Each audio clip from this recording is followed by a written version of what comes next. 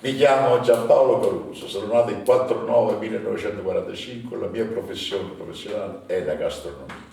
Ho fatto la scuola alberghiera e dopo ho seguito tutti i consigli della scuola. Mi hanno trovato loro stessi lavoro in Francia, in Inghilterra, in Scozia e in Germania. Un bellissimo, brutto, tristissimo ricordo. Lavoravo in una piccola fabbrichetta a Borgo Manero. Facevamo le madrevite dei rubinetti. Era un lavoro che a me non piaceva per niente, era così monotono. Sono scappato via dalla ditta all'insaputa, avevo 15 anni. Ho preso il treno, sono andato a Milano, pensando di trovare subito lavoro. Mai visto una stazione così grande, mai visto una massa di gente che uno dietro l'altro camminava, il biglietto non ce l'avevo più. Arrivo al controllo che non avevo mai conosciuto, mai stato in una grande stazione. Ci sono due carabinieri ai lati, biglietti, non ce l'ho. Mi prendono di forza e mi portano alla prefettura. E uno passato una nottata in prigione con 35 banditi, magnacci, assassini e ladri. Piangevo dalla mattina, tutta la notte piangevo, non riuscivo a dormire. Al mattino ci hanno tirato fuori uno alla volta e c'era un poliziotto che prendeva i dati. Quando ha visto la mia età ha detto: e tu non puoi lavorare, io ti vado a casa. No, dico, non mi mandare a casa, questo. Ha capito, era un calabrese, di origine calabrese, ha visto che c'aveva gli occhi infossati al massimo, cioè, adesso c'hai fame, c'è una fame, dico, mi portano alla cantina. Cosa hanno fatto? C'era il pollo e patate fritte. Capisci che c'aveva questa fame che non ce la facevo più, tutti quanti a guardare come mangiavo io. Mi sono mangiato due pollo e due padellati di patate fritte e pane. E poi da lui, questo signore, da lui ha trovato un posto di lavoro a Via Lezzara a Milano, all'Albergo delle Poste, che conosceva il direttore, che anche lui era uno del Sud Italia. E là ho fatto un anno e lui stesso mi ha detto: tu devi fare la scuola alberghiera, perché le doti ce l'hai, si vede il movimento, la sfertezza, e lui mi ha trovato la scuola alberghiera a Salerno e fece la scuola. E da lì è iniziata la carriera gastronomica. Lavoravo a Ginevra il permesso era scaduto, bisognava ritornare in Italia e riavere i contratti di lavoro. E io dicevo al padrone: io non ci vado in Italia, se vado in Italia dice questo è fratello, non lavora bene. Allora per orgoglio la domanda che fece proprio: dove si può trovare lavoro? A ottobre non si trova lavoro perché tutti i camerieri dell'estate ritornano in città e i posti estivi non ci sono più. Ma io dico: va bene, vado a Parigi. Ginevra a Parigi, 14 ore di treno, acqua all'epoca lì di treno. Nel mio scompartimento c'erano 3 ragazzi studenti, 2 dell'Etiopia e un eritreo. E domandavano, parlano tutti perfetti il francese: cosa fai, cosa non fai, vado a Parigi, cosa fai? E cerco lavoro. Loro erano figli di papà a Parigi, abitavano a Parigi. Adesso a novembre non si trova niente. Perché? Perché mi spiegavano la storia dei camerieri che ritornavano dall'estate e tutti i posti erano occupati. Arrivai alla Gare du Nord, non mi dimentico mai, ho preso la valigia, non ero mai stato in un metro. Vedo la gente che camminava dietro l'altro e mi infilo pure io. Questi vanno sotto la galleria e mi infilo pure io dietro a loro. Con le valigie. Quando mi ha visto il bigliettaio, mi dice: guarda, e mi dice: dove vai? E dico: vado dietro a questi. Ho dovuto pagare il biglietto extra per le valigie. Sono entrato a Gare del Nord, dopo 3 ore esco fuori, sempre fuori Parigi, a Parigi sempre, al Place d'Italie. Porco Dio, esco fuori, ma dico: domanda uno, ma siamo a Parigi qua. Poi quello mi guarda e dice: ma dove vieni fuori te? Ho avuto vergogna. Ho preso il tram, la metro un'altra volta e vado alla centrale a Gare del Nord. E lì ho capito che era una grande città. La prima cosa che ho fatto, ho cercato il posto delle garage per le valigie, se non quelle stazioni grandi ci sono. Ho messo la valigia, esco fuori, c'era un chiosco di giornale, ho domandato se c'era il giornale dell'hotelleria, perché ci sono nelle grandi città c'è il giornale dell'hotelleria, per vedere se c'erano offerte di lavoro. E dietro l'ultima pagina c'è sempre scritto offerta a Blois. Cavolo, non c'era un posto libero. La giornalista, l'edicola che vendeva i giornali, mi disse: l'unica cosa che devi fare, tu domandi a tutti i bar, ristoranti, alberghi, non bisogna avere vergogna, domandi se c'è posto di lavoro. E ho fatto in un mese e mezzo Parigi a piedi. Quando le forze cominciarono a mancare, i soldi cominciarono a mancare, finalmente ho trovato un posto in un albergo. La Scozia per me è stata una sorpresa positiva. Una volta in Inghilterra, Gran Bretagna, non c'erano i treni elettrici, c'erano i treni a carbone o a nafta. Devi capire che da Londra per andare a Glasgow ci volevano 14 ore. E da Glasgow per andare a questa isola dove dovevo andare io, ci voleva ancora 7 ore di treno per andare al nord della Scozia, si chiama la città Oban. E da Oban abbiamo preso il battello per andare a Craigie Tobermory si chiama, il porto. Però da Tobermory abbiamo dovuto prendere un bus. È la prima volta che io credevo che solo noi del Sud Italia avevamo delle cose che non esistevano. C'era un bus nelle strade loro, ogni cavalcavia che si prendeva, noi ignorantotti con la testa stavamo sul tetto perché c'erano i siti con le molle così lunghe che faceva il contropeso. Quando siamo arrivati al porto ci hanno voluto prendere. Una volta non c'era ancora il tassì da sopra, c'era il carretto tipico inglese, ci hanno voluto prendere 4 di loro, noi eravamo 4 allievi della scuola, ci hanno portato a lavorare sopra. Le valigie, la prima cosa che ci hanno detto gli inglesi: "Hey boys, 10 o'clock, you close the light." Noi tutti scioccati e dico: ma perché? Ma qua c'è la legge così, il personale alle 10 deve chiudere la luce perché bisogna dormire, perché domani mattina bisogna fare le colazioni alle 6 e sul servizio bisogna essere alle 5 del mattino per tutta la preparazione. Va bene, si fece questo e iniziai a vedere il sistema inglese, scozzese. Per noi che venivamo dalla Francia era uno shock vedere paste con latte, con crème fraîche che non esistevano in Francia. La stecca al pepe loro la fanno e il pepe non c'era, gli danno solamente il fondo, tutte cose che nella gastronomia non esisteva in Francia. Ci davano tanti tipi di pesce che loro non fanno altro che bollirli, quello che in Francia si fa in tanti modi. Abbiamo imparato anche quel sistema di cucinare, ma poi abbiamo capito perché si fa così, perché il clima influisce molto sulla natura, sul mangiare. Sapevamo che la loro ricchezza in quel lato lì non era tanto vasta la gastronomia scozzese, non è ancora oggi, si mangiava quel sistema lì, ma per noi che eravamo giovani era un po' problematica a causa della fame, perché il pesce cotto, come si sa, dopo mezz'ora che si è riempito bisognava mangiare ancora. Poi all'albergo il padrone, grazie a Dio, era un tipo che conosceva l'Italia e sapeva che noi senza pasta non si poteva vivere. Per regalo, se lavoravamo bene, una volta a settimana, noi di 4 ci regalava 2 kg di spaghetti e loro si portavano proprio queste belle mangiate. Comunque, dopo tutto questo, dopo il contratto finito, siamo andati a Londra. Facendo questo abbiamo fatto però 15 giorni, che lui ci ha consigliato il padrone, di fare il viaggio della Scozia col bus per andare a Londra. Ci vuole 15 giorni a quell'epoca lì. Abbiamo visto Glasgow, siamo stati 4 giorni a Edinburgh, siamo stati a Manchester, a Liverpool, tutte città interessanti da vedere e consigliamo per i giovani. Poi a quell'epoca sono stato io, Liverpool era diventata una città mondiale a causa dei Beatles. Siamo arrivati a Londra, a Victoria Station, avevamo l'indirizzo di andare e sono andato a lavorare in un ristorante Jardin du Gourmet, dove veniva una volta ogni 15 giorni la principessa Margaret con Lord Towson, quella che è stata sposata con la signora, la principessa, con questo fotografo. E questo ristorante faceva la vera cucina francese. Io che venivo dalla Francia ero avvantaggiato, gli altri che non venivano dalla Francia perché la cucina francese è stata sempre l'iniziatore di tutte le espansioni delle altre cucine, che poi l'italiana ha sorpassato la francese, ma questo è un vantaggio, cioè un vanto per l'Italia. E ho lavorato solo lì, a Londra solo quel ristorante lì ho lavorato. Poi a me il clima di Londra purtroppo non mi piaceva, perché all'epoca c'ero io, era pieno di nebbia, l'inverno devi capire che mi sono perso una volta in mezzo alla città per andare a casa. Si vedeva a 50 centimetri la strada, era così, la nebbia così densa che non riuscivo a capire dove abitare. L'esperienza in Germania è iniziato con il contratto che la scuola alberghiera di Roma mi ha mandato.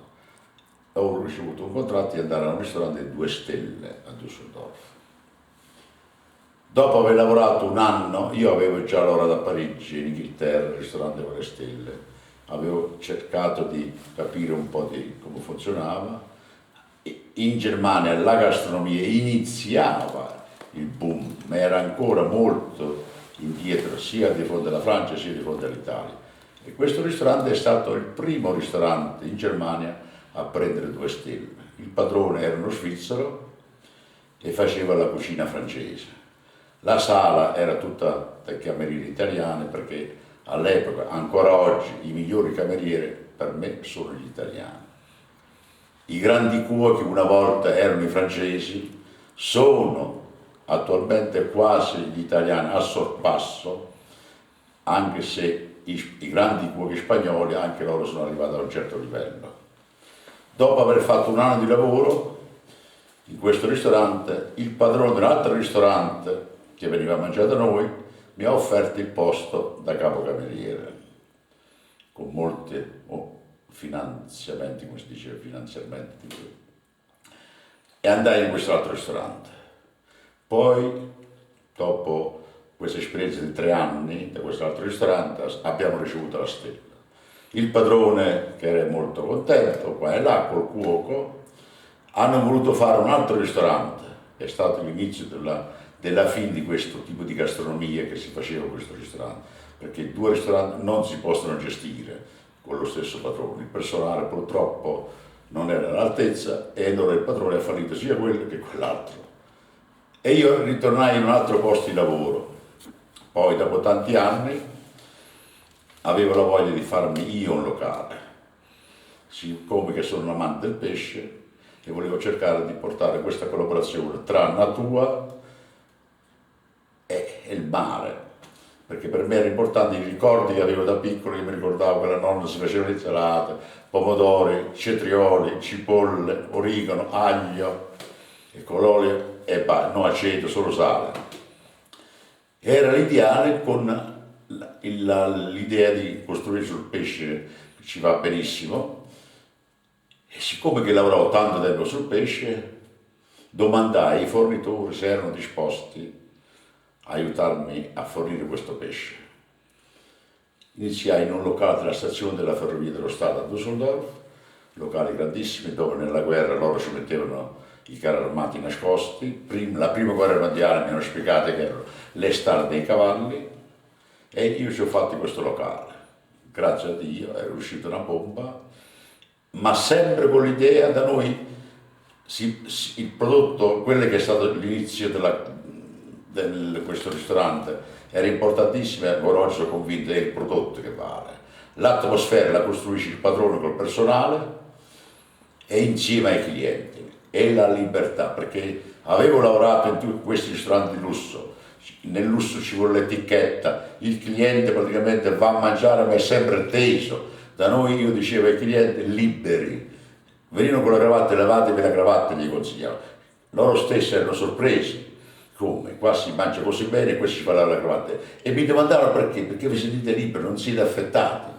Madonna, allora loro hanno iniziato questo discorso a capire, venivano molti politici, loro stessi quando hanno visto questo sistema, allora ci posso lavare la cravatta e si sentivano tutti liberi. E loro praticamente, ogni tanto questa libertà che c'erano addosso, e si incrementava sempre di più, ho dovuto prendere un altro magazzino per farci il ristorante, un altro ancora, alla fine ho avuto 4 magazzini, tutto il ristorante, ognuno aveva 250 metri quadrati e in più avevamo 850 posti fuori con 200 parcheggi, ed è stato lì che la clientela praticamente ha fatto lo scoppio del locale, perché c'era la libertà, noi avevamo la libertà dallo Stato, delle ferrovie, perché il locale era della ferrovia e in Germania la ferrovia è uno Stato nello Stato, avevamo i permessi di 24 ore, però dovevamo aprire la mattina per fare la colazione, che non veniva mai nessuno, dei passeggeri, perché dalla stazione erano 300 metri, i passeggeri d'inverno non arrivavano a fare 300 metri per farsi la colazione, però c'avevamo questo permesso.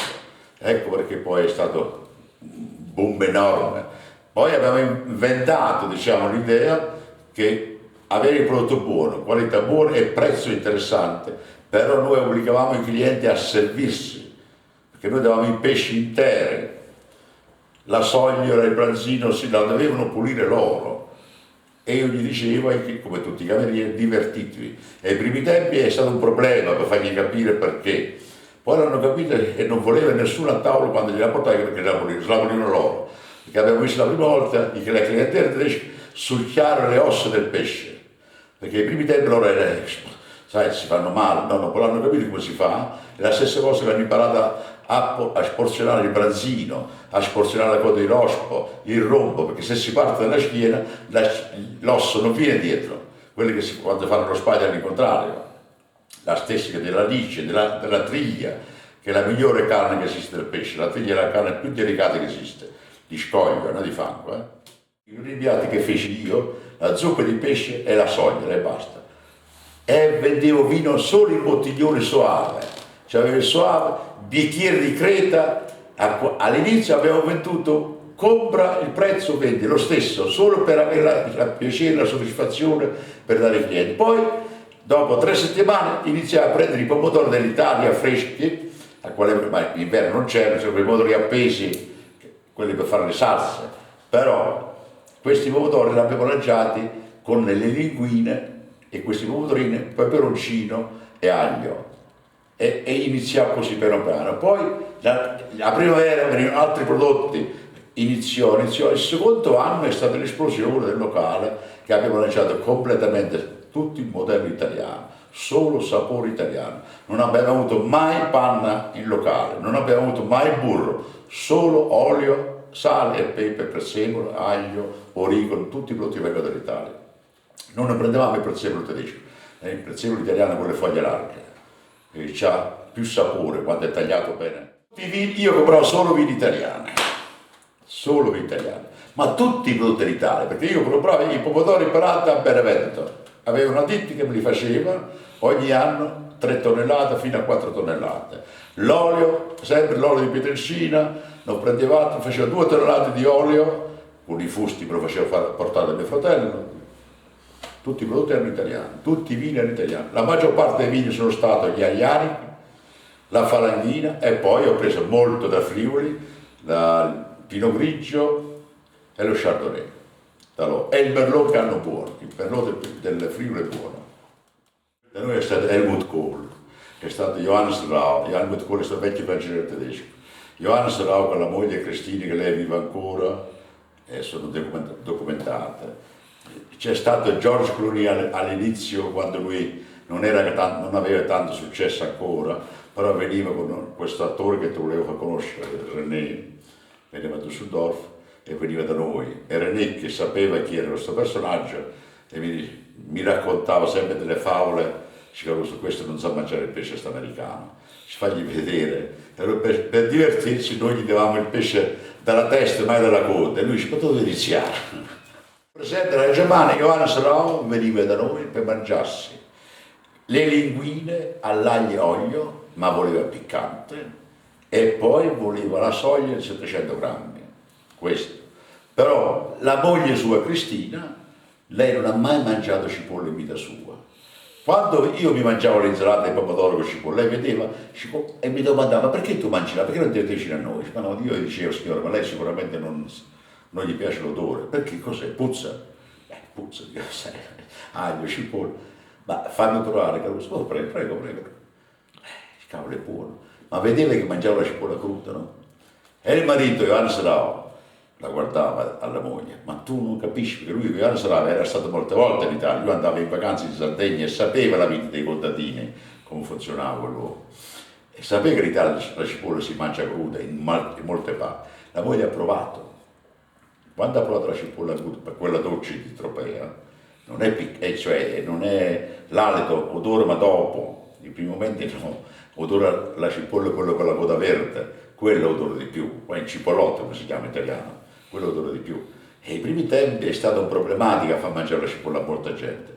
L'hanno iniziata a provare quando tutto il personale da noi, quando si mangiava, veniva questo voglia, specialmente in estate, si mangiava la cipolla fresca. Però in inverno il nostro cuoco faceva ogni tanto per il personale le linguine, aglio, olio e peperoncino, ma ci metteva molto peperoncino e tutti si mangiavano la cipolla. Quando arrivavano i clienti che vedevano questa scena, dicevano, ma come mai che a noi non ce la danno mai questa cipolla? E da lì è iniziato il discorso della cipolla, che fin quando gli ultimi 5 anni è stata nella storia che da noi andavano via 150 kg di cipolla a settimana. Mi ricordo, le sorelle del Chess, loro quando venivano da noi, ma loro l'avevano imparato a Roma, loro avevano imparato a Roma, solo che a Roma mi dicevano che ci davano questi cipollotti bianchi, la cipolla così loro non avevano mai visto il lacerto di Tropea, no? Quando gliel'abbiamo messa avanti, tutte e due ci hanno guardato, ma se la mangia, cavolo se me la mangia, pulisce le casse. Da noi sono stato molto tempo, quando venivano a Düsseldorf a fare i film, venivano sempre da noi, ma ancora oggi vanno a Düsseldorf e cercano sempre il locale di Caruso perché erano libere da noi, erano libere. Tutti gli altri locali fanno lo sbaglio di stare sempre con la penna lì, autografo. Loro non volevano essere disturbati, noi non disturbavamo nessuno. Erano loro alla fine che poi disturbavano il personale per sapere qualcosa, perché non erano abituati ad avere questo trattamento. Perché loro mi dicevano che dappertutto dove andavano, tutto il personale, signore di qua, signore di là. Io, una cosa del genere avevo domandato scuso, ma io dico non è un augurio, nemmeno una speranza, permette. Lo so che è sbagliato dire così, io dico, ich muss, cioè in tedesco si dice schmutz, io devo essere capace di sviluppare questa cucina perché è facile sviluppare la cucina italiana, perché è la più facile che esiste, solo che bisogna mettere in testa ai grandi cuochi, ai grandi camerieri, che il lusso vale il mangiare, quello è il lusso, che deve essere buono, non l'etichetta russa.